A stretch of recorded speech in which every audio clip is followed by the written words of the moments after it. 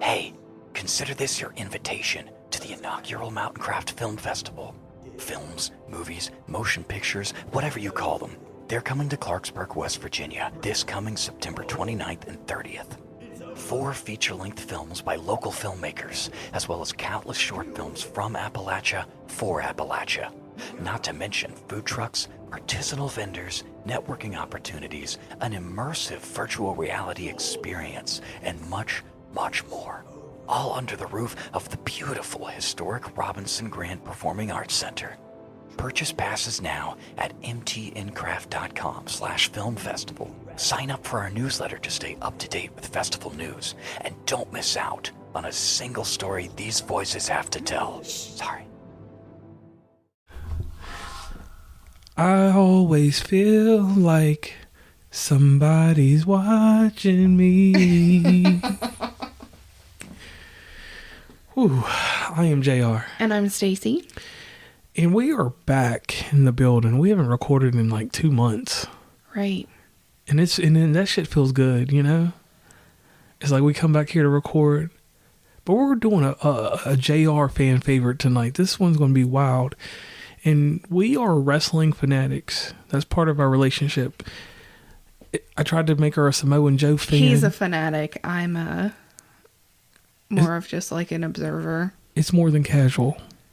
Our favorite wrestler is AJ Styles. Nah. Are you Finn Balor? No. You know my favorite. It's your fault too. Big E. Yes. Hopefully he gets to come back to wrestle. He was a great wrestler. So let's start this off right. Our first major event was not a WWE event. Right. We both got pulled in 2019 as our relationship was doing whatever it was doing. And did you spring the idea up on me, or did I come to you with the idea? I swear I think you came with it. I think I did. Yeah, because it was a gift of some sort, whatever it was for. Yeah, we did whatever holiday, birthday, anniversary type it was like thing. an October, November type deal. We went to Baltimore to the Cow Palace or whatever the fuck it was called. And we went and seen AEW Full Gear, maybe? Is that what it was called? Yeah, it was a pay-per-view. It was a pay-per-view. She didn't play no games. And we got to see an unsanctioned match against Kenny Omega and John Moxley, who I still call Dean Ambrose. You do. Someone correct me, I dare. And Chris Jericho wrestled on there. Cody Rhodes wrestled. That was the match where Cody Rhodes, if he lost, he could never challenge for the AEW championship. I think. Yeah, and when he lost that shit, he's been losing for a long time. Right. All this hype around him. Because this was my second event. Because you went to the big deal. My first was the Charleston, West Virginia show. No, the first one I went to. Remember, I took Jack to Wheeling. Oh, yeah, and you went to see WWE then. And then you were supposed to go to Corbin, Kentucky. And the only reason I remember this is because I passed by the arena and I took a picture and showed it to you on Snapchat, and I thought it was funny. Yeah, me and Jack were supposed to go to that, and then we didn't end up doing that. And then, did we do the one in Charleston with the Rock and Roll Express prior to... That was after we had done... After me and you had went to it, because we've gone to 2 WWE events. Right, but I think... No, that was my first... Me and Jack went to that one first, because... Y'all got I bought you the beanie. Yeah. The AEW beanie. Because I hadn't been to no AEW event by then. Right. And at this point, this was my first AEW event. Right. Then. And that shit was... I was upset because that's when the tag team champions were crowned. Yeah. Yeah. And I forgot who they were, because one thing I'm going to say, and this is a disclaimer, I love wrestlers in AEW, but AEW as a whole... See, we got away from AEW for a little bit because it started weird to us. It had no storyline, but it was also new, so it was hard to develop a storyline. It was like getting your people out there knowing and all that stuff. So it's kind of one of those, oh, okay, I want to watch it and enjoy it, but it's like there's no rhyme or reason to what they're doing. I think they've gotten better lately. I see a few things pop up here and there. And I'm going to say this. And I know I always go on tangents about other stuff. What broke AEW for me was a fucking video game. video game, I bought it on the wrong system. I bought it on my PlayStation 5 because I thought people would play with me. I bought it, I brought it home, I played it. It played like some Nintendo 64 game. Mm-hmm. And I wasn't expecting that. Cause, I mean, you got to think it was their first game, though. Right. But I expected more from them. I'm a WWE guy when it comes to video game. And I'm just going to say that. So that I bet their first game wasn't very good. Hey, if you really want to... If they re-released their first game ever today, you would not enjoy it. Well, that's because I know graphics. You would think it is trash. Right. All right, well, either way, no matter what they've done to it, Stacey has never even attempted to play with me. I mean, I'm not much on wrestling games. I don't like them. I love them. Well, anyway, getting back to wrestling. So, in between that, AEW to me, when they lost Cody Rhodes, it submitted me going back to WWE at least on Mondays. No, what got me is that AEW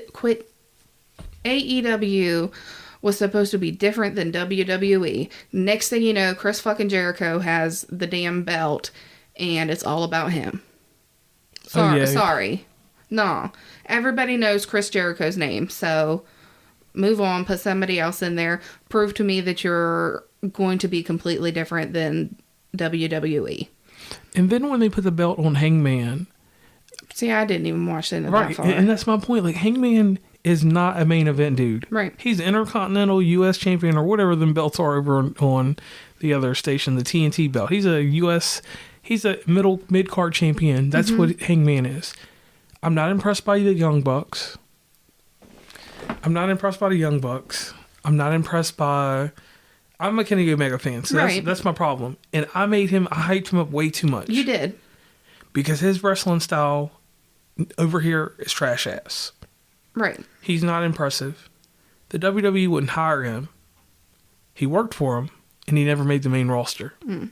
So my thing with Kenny Omega was he was having 5-star matches, and then they bring over people from Japan, Will Ospreay, which him and Will Ospreay were in PWI's top 10 for the last 6 or 7 years. Mm-hmm. And as of today, 1, 2, and 3 is the Shield for the top wrestlers. Okay. You know, and it follows crazy. Seth Rollins, Roman Reigns, and then Dean Ambrose, John Moxley. And for Kenny Omega and Will Ospreay not to be in the top 5 or top 10, it's crazy because they have more 5-star matches than anyone else. But when they wrestled, lackluster. Right, and that's the difference, a little difference between you and I. You know all this information. You have followed it for years, many, many years. I say that like you're really old, but you're not. I mean, I'm 38.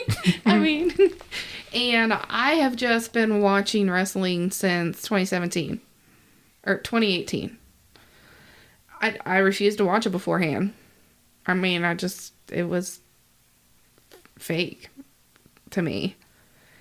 And then, you know, we started dating and I was like, okay, let me make this sacrifice for you. I will watch it with you. I'm like, okay, it's not that it's fake. It's, you know, entertainment. Yeah, choreography. Yeah. And then the thing I like about you that was amazing is you started going to backlogs. I started watching from, I think I went back to 2016 is the oldest I went to. I think that's when it started on Hulu. All right, so basically right when CM Punk left. Right, because the Bella Twins were on there. Oh, wow. I remember that. Oh, wow. And what happened after that? I don't even remember. It was just a haze. Yeah, I liked them. I started catching up. And like I said, they started... Not that they didn't start, but... I started realizing that there were storylines and it was basically acting within going out here and hurting yourself. Right. Getting yourself hurt. Entertainment. And I found out that I enjoy it. And real quick, I want to do this and I always do something on the side. Rest in peace to Bray Wyatt. Yes. Because during this period, you know, we had the pandemic and different things. Mm-hmm. So wrestling got weird. Right. We started getting Goldberg was a champion one time. Kevin Owens was a champion. Braun Strowman. Right. All these, even Bobby Lashley was a champion. Mm-hmm.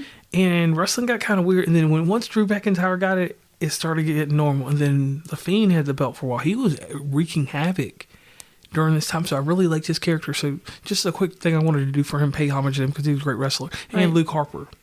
Another one. Yeah. See, I think they were doing their thing together when I first started watching it. And I didn't know whether I liked it or I didn't like it. I feel like it was such a great performance and idea because you didn't know which way to go.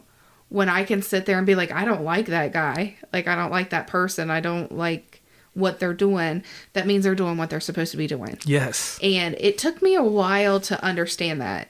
I think that's why I always was kind of like, okay, what's going on? But then I'm like, you can't have everybody be good.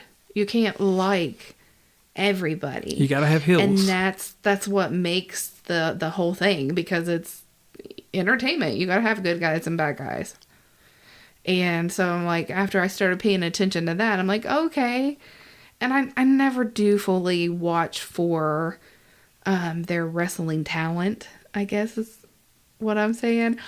I do follow along and enjoy more of the storylines. Right. So a wrestler like Ricochet doesn't matter to you. Right, no. All them extra flips and flops and whatever you want to call them. And yeah.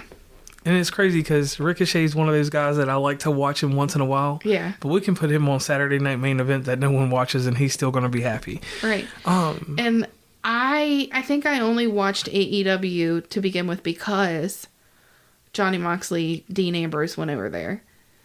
And I enjoyed him in the Shield. Yes. Like, I did. I don't know why. It was just something about the cocky attitude. I'm the boss. I'm better than you are. And I'm going to show you. But at the same time, he was kind of like, okay, I'm not afraid to get in there and get my hands dirty. And I like that you like him because you've seen the greatest thing that happens in professional wrestling, and this will never happen again. You saw how he got mistreated at the end of his WWE career, and he jumped ship. Right. And they allowed him. And I've always had something kind of fishy about that. Right. Because it's like, he just kind of like, why would you let one of your top guys you had just put the world belt on like 4 months before leave? But, I mean, if the contract's over, you can't force somebody to stay. True. So if me as a WWE company, if I don't value my employees enough, it's just like working in a grocery store. You know, if I'm not valuing my employees enough, you know, they're going to go find a job somewhere else that pays better or treats me better. And at the end of my contract, if, you know, didn't offer me more money, offer me better whatever goes along with it, you know, bye. And what I liked about it was that you got to see what WCW was like. Right. Because of that jump. And the first 6 months of AEW were amazing. It was their wrestling. The only thing was they had a lot of gaps because they were doing hardcore Japanese wrestling and all these other things. And they were missing hits. They were missing pretty bad off of all them flips. Yeah. And but to me, it didn't look awful. Right. As like an outsider view, like, it still looked okay. It's like, oh, okay, I don't see this kind of stuff in, you know, WWE anymore because, you know, they wrestle safer. Right, yeah, they wrestle safer. So then this happened. We get 9 months into it, and all it is super kick. Right. Sling Blade, which is a move that Finn Balor does on TV. Everybody on AEW does a Sling Blade in their match. Right. You got to see the same thing over and over and over again. And I'm just like, okay. And I think the reason why it was so entertaining to us in the beginning, because we knew there wasn't going to be storylines. We were in the developmental areas of storylines, and I didn't catch that. I didn't see any type of development. I didn't know half of the wrestlers. What we would watch on TV and see behind the scenes and see at live events never made sense. Like at WWE, you know, or you knew at this point what wrestlers were going to be on the red brand, what wrestlers were going to be on the blue brand. And I get that AEW was so new, but still, it's like, let me shove Chris Jericho in your face Cody Rhodes, the Young Bucks, Kenny Omega, Johnny Moxley. Those were the only 5 that were like majorly pushed. Yet some of the men and women that we saw, I like them a lot better. Right. And you still had those issues. And I'm just like, okay, this is the same thing. Just ran by a different person. And that's at the end of the day, the only like innovative thing I think they did is they had a transgender champion. Yeah. And I think that was the only thing that was really innovative when I look back now. Right. And then we get to this point now where I like to spin around the women's wrestling real fast. AEW, from the jump, did women's wrestling in a good manner. Yeah, I felt like that they did present and still do present their women a lot better than the WWE. When I first started watching the wrestling in 2018, I think is when they started the women's push from 16 to 18. I saw that major push there. And they had their first women's pay-per-view match. And then all of a sudden we might have 1 or 2 women's matches on a pay-per-view if we're lucky. Right. Like, what was the whole point of building all of these women up and then all of a sudden you have nothing to do for them? Right. And then my thing with the WWE, Nia Jax. I want to put this out there. Right. Nia Jax is not a safe worker. I just watched her come back Monday. Right. And they make her pointless. She hit Raquel Rodriguez, or whoever the one it was, or Perez, whoever it is. She hit her with the Samoan drop outside the ring. Mm-hmm. If she does it to you, you don't get back up from that. Right. You lay there hurt. Well, she hit her with it, and Raquel Rodriguez got back up a little bit later, got in the ring, and Rhea Ripley grabbed her up and did something to her. And then, guess what happens now? Nia Jax is back in the ring. Right. And she's tearing up our women's champion. Right. So... Right, and that's the one thing, like you said, I don't know if it's all women are like that or if it's just her. She's a larger woman and not necessarily rounder, but taller too than a lot of them. And a lot of the women wrestlers are just petite and tiny or shorter and they have some stature to them. Yes. And it's a big difference in females controlling that stuff. I'm not saying we can't do it, but in my opinion, males are a little bit better at not hurting each other. Yeah, in those rounds. Or you know what I'm trying to say.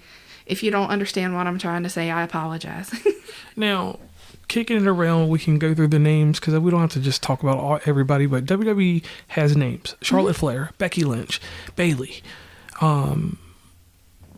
Bianca Belair, the wrestler formerly known as what was my girl's name? Purple hair, I don't care. Sasha Banks? Sasha Banks, yeah, whatever she's called now. The woman formerly known as her. They had her at Mercedes something, isn't Mercedes, it? yeah, Mona Mercedes, yeah, we'll say Mona Mercedes. So they had star power. Yeah, they were building. They have had enough females to, in my opinion, split them evenly. Put your men on Raw and your women on SmackDown, or vice versa. Not prejudiced. Right. But my thing is, and then you have Japanese wrestlers that were amazing, with the exception of Kairi Sen, because Kairi Sen got jacked up by Nia Jax during this, so we won't even speak on her. Apologize for the name butchering too. Yeah, and then we had my Asuka. Yeah, and then we had Io Shirai. What's her new name? Io Sky or something? I think so. But I like Io Shirai. That was tough. Yeah. So, and you develop good women wrestlers in NXT. So y'all had one that you fired because she was doing the nudie stuff, but I mean, and then you had Becky Lynch as your new champion, which she had never won that belt. So I get the logic on that. Yeah, I get that. I just feel like they have 3 top female wrestlers that they want to mess with, and the rest of them kind of get shafted. Right, because their dark horse is Bayley. Whenever they need to build someone up, Bayley is the one that builds them up. Right. And I get it. Like, a lot of the females are not consistent. I mean, there is a lot of times where you can look at a match and be like, oh, she botched that. Dana Brooke. Yeah, and whatever. I don't care. But you're paying them, so just let them have it. Bring back our once-a-year women's pay-per-view matches. Right. That's all I ask. And let me just see all 7 moonsault Right. spots, because every match has a moonsault. Like, that's the greatest move ever. Right. And take WrestleMania back to one night. Yeah, fuck that 3-night shit. And quit doing these damn double main event matches. Your last event is your main event match. You can't sit there and tell me you're going to have a main event and then a second main event. She broke the table. I know. Hey, look, it don't work like that. Hey, look, and it pisses me off. Sometimes they be having triple main events. They'll be like, our triple main event of the night. My whole pay-per-view is a main event. That's the whole point. And then the pre-show's the mid-card. Right. Like, don't show... I'm constantly going to show you... who are they? Freaking Roman Reigns' clan. The Bloodline. The Bloodline. I'm always going to see Bloodline on Mondays and Fridays. And I'm seeing... Who else we got? The Judgment Day now. They be everywhere. Yeah, I'm going to see the Judgment Day on Monday and Fridays. And Wednesday. And Wednesday. But then I'm going to see who we got. I'm going to see Xavier Woods and Kofi Kingston once a month. On SmackDown. But I'm never going to see them on a pay-per-view. Like... I'm tired of seeing these mother effers on Monday, Friday, and then headline at a freaking pay-per-view. Show me some other people. I'm tired of seeing the same old daggone thing. Like, where's the Street Profits? Why aren't they champions? Exactly. Where have they been? Oh, they're with Bobby Lashley now. Hurt Business 2.0. It makes sense. They need to be bad guys, because one needs to break away from the other chunky one and become a superstar. I'm sorry, Montez Ford. Your partner Dawkins, he's a good wrestler because he's been around. He was like one of the funny guys in NXT. They were a beast tag team in NXT. And that's one thing I want to say. Tag team wrestling for the men in WWE, I have no problem with it, because you see the Viking Raiders come back every 6 months after their shoulders are repaired, and Valhalla, formerly Sarah Logan, comes in and she's looking, wow, I want her to come and get a title. I want her to just kick them with them furry ass mammoth boots. Like, why can't she get a title? She looks the part. Right. Like, choke out Ahsoka. It's like some of these people, I'm like, give them more time. Like, I want to see more of that. Get Austin Theory off fucking TV. Right.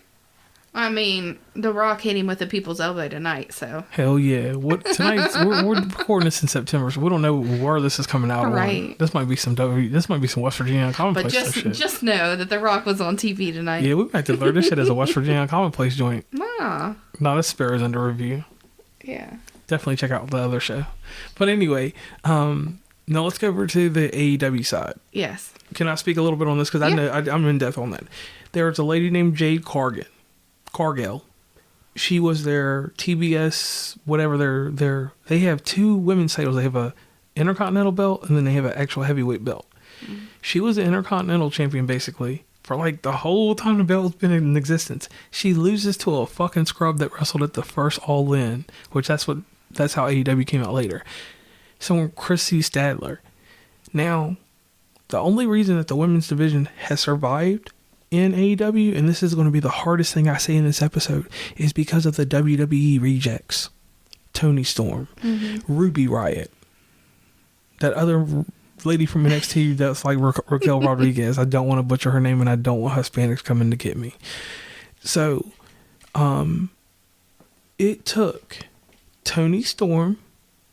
They even went deeper. They got fucking Paige. So that's if their division is big just because of Paige. Mm-hmm. Paige actually wrestling. Well, I mean, you didn't have a whole lot of females over there that were known names. Right. Yeah, you had Britt Baker and they were pushing her, and they're way still pushing her hard. She's not a good wrestler. And I'm not taking anything away from her, but I get tired of hearing the same names over and over again. Yeah. And it's like, now Toni Storm is in every fucking thing now.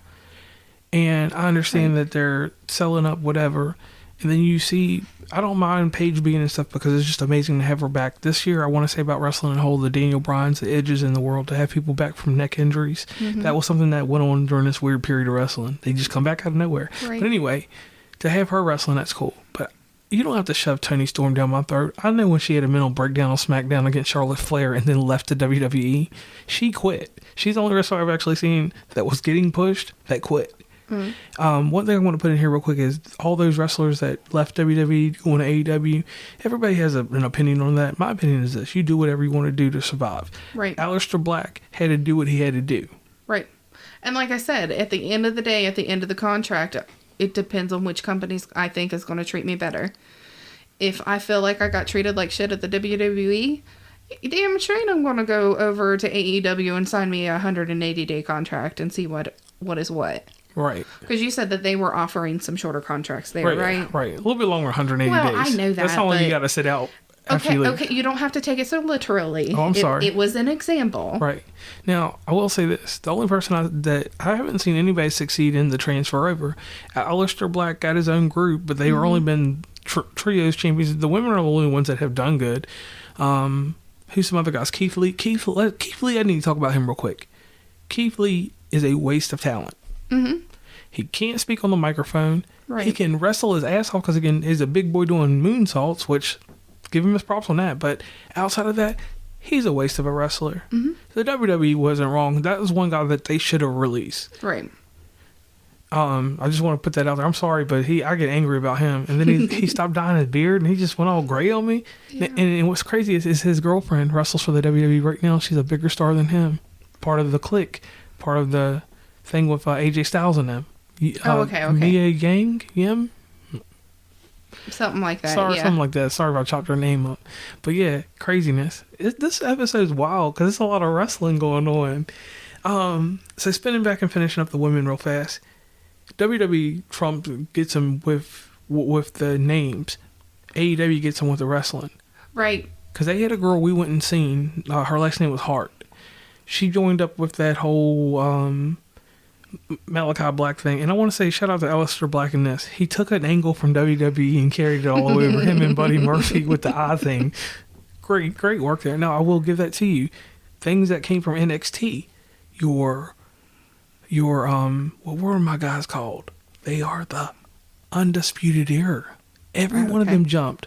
Bobby Fish, the older one, that nobody cared about, that was always injured. He's wherever. But Roderick Strong, all these guys. You called that too. What? You said, what is his name? Adam Cole? Adam Cole. He goes, you told me about 2 weeks before it was even announced. He goes, Adam Cole's contract's about up. He's leaving. Right. Because Adam Cole, in my opinion, it's not that he's the greatest wrestler, but he's the second coming of Shawn Michaels. Okay. And we got to see a little bit during COVID. We got to see a little bit during COVID, but they kept pushing him. He was NXT superstar. Right. And I was like, no, they're not going to give him this much limelight and then just let him go. He's not leaving. And then lo and behold. Because he had matches with that guy that we must not speak of that is formerly known as Valentine Dream.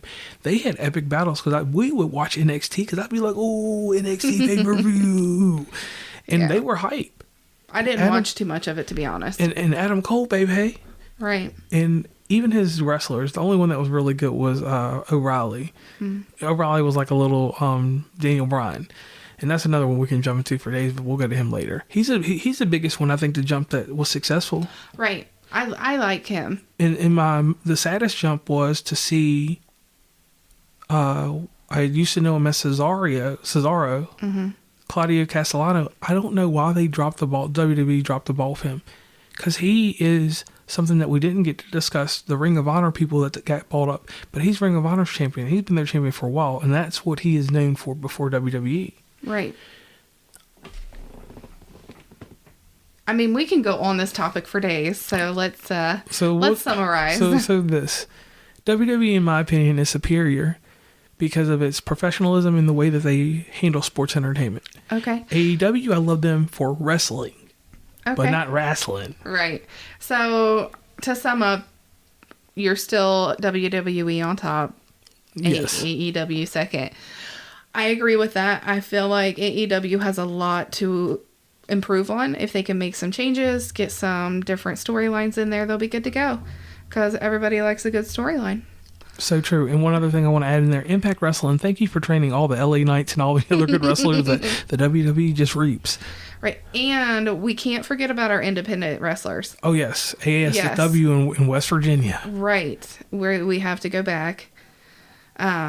We were to one event of theirs. It was we went very to the nice. biggest event. Yeah. So on top of Beckley. all of that stuff, you know, you're not limited to only watching WWE or AEW. You have all these other options that you have. And don't forget to support your local people. They are amazing shows. Yes, if you know of any local people in the area, especially West Virginia, Ohio, Virginia, let us know. We would love to come out to one of those events. Yeah, Kentucky, you know, whatever. Anyway, so thank you for taking the time out of your day to listen to us, and let us know what you think. Follow us. We do now have an Instagram. Everything can be found at... Is it Sparrows Under Review? Sparrows Under Review. I think it's like SPU Under Review, but I'll get that stuff straight later. He makes that stuff so difficult. That's what I Snap get from leaving it up Snap into a to Slim him. Whatever. But you can also find us under WV Uncommonplace, and all of that stuff will link you back to Sparrows Under Review. Or we do you have a phone number for this? No, not yet. We'll get one going. I gotta get one. I'm sorry, y'all. But there's also, if you're listening to us on Spotify, question we and have answer. the Q&A thing there. If you have any questions about anything, or you want to hear us talk about anything, or if you just want to just tell us shut the hell up, go ahead. I don't care. I'll publish that note for you. Sometimes I like to throw a poll up there. Shout out King Germ. Yeah. No, I'm just kidding. Just messing. No, we like you. But yeah, we want to know what you want to hear about. No doubt in that. Yeah. So I'm JR. And I'm Stacey. It can be hard to teach your kids about how their emotions can affect their actions and attitudes. Sometimes it is the smallest thing that can make us angry and react in unkind ways. What Should Dragon Do follows Dragon and her two roommates as they navigate the everyday irritations of living together. Dragon responds in anger when things don't always go her way. Through question and answer, kids learn how to choose patience and kindness and how to make better choices. Written by Stephanie Webb with beautiful and colorful illustrations by Kids Art, What Should Dragon Do will make you laugh as you read about Dragon and her adventures with her friends. What Should Dragon Do can be ordered online through Amazon, Barnes & Noble, and Chapters Indigo, or directly from the publisher at friesenpress.com. It is also available as an audiobook on Audible.